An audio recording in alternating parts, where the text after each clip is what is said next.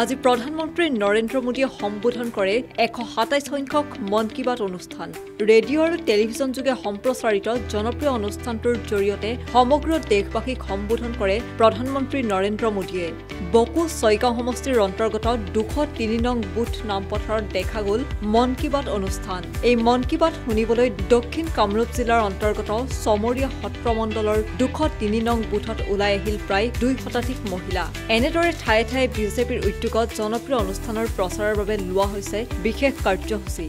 আজি ভাৰতৰ যশস্বী প্ৰধানমন্ত্ৰী মাননীয় নৰেন্দ্ৰ মোদী ডাঙৰীয়াৰ 127 নং আজি মন কী বাত অনুষ্ঠান আমাৰ দক্ষিণ কামৰূপ ভাৰতীয় জনতা পাৰ্টিৰ অন্তৰ্গত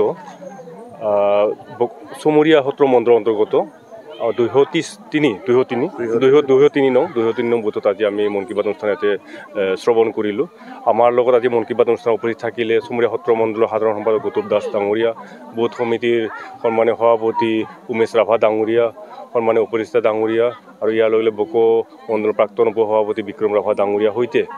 বুথ সমিতিৰ গোটেই বিষয়ববীয়াসকল তাৰ লগে লগে বুথৰ অন্তৰ্গত শ্ৰদ্ধাৰ আই মাতৃসকল তথা জ্যেষ্ঠসকল সকলোৱে আজি আমি উপস্থিত থাকি প্ৰধানমন্ত্ৰী ডাঙৰীয়াৰ যি মন কী বাত অনুষ্ঠান সেইটো আমি সকলোৱে শ্ৰৱণ কৰিলোঁ বকুৰ পৰা Dhanmoni Medhi news desk report